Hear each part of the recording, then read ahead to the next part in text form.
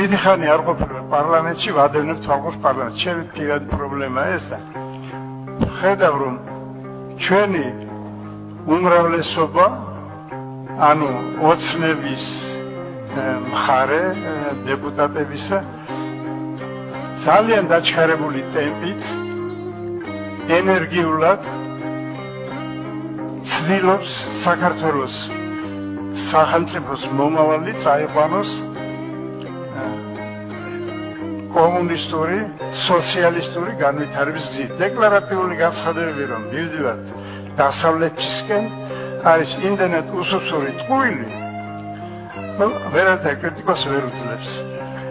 საქციელია მთავარი საით მიდიხართ და რა დეკლარაცია. ბევრი ნიშანი მინდა შეგახსენოთ, რაც კომუნისტურ სახელმწიფო მოვაწევთან ძალიან ამსგავსებს, აკავშირებს და მიგანიშნებს ერთობაზე. ყველაზე თვალშისაცემი, რაც თქვენი მოსვლიდან დამკვიდრდა საქართველოს პარლამენტში არის მძაფრი სიძულვილის ატმოსფერო. არა მოწინააღმდეგესადმი, არამედ ერთმანეთისადმი პირველ რიგში. მე ასეთ სიძულვილი, როგორც თქვენ გაქვთ ერთმანეთის, დაუშვებლად მიმაჩნია.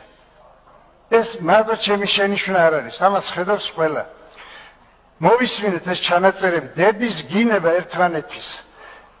ლიდერის სიძულვილი თქვენი, ეს ფარისევლობა რომ ლიდერს იცავთ, ყოველ იმას დეკლარატიულად და ზურგში აგინებთ, არის ამაზრზენი უკვე. და ძალიან გავს ბოლშევიკურ ქცევებს.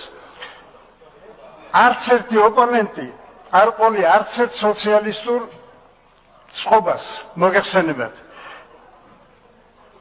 მთელი თავისი ოპოზიცია ჯუღაშვილმა ფიზიკურად მოსპო, გაწყვიტა.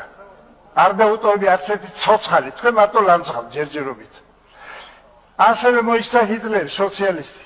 მოსპო მთელი თავისის, ასე მოიქცა მაო ძედუნი, ასე მოიქცა პოლ პოტი, ასე მოიქცა ბატონო გაუსვინოთ ვინო აუცილებლად სიცხნარე დარბაზში რა გეწინათ რამე არამართავს ხო კომუნისტები ხარ ბატონო გიორგი თუ შეიძლება განაგრძეთ მიკროფონში ამას აქვს ძალიან მნიშვნელოვანია ქართველი ერისთვის და არა თქვენთვის.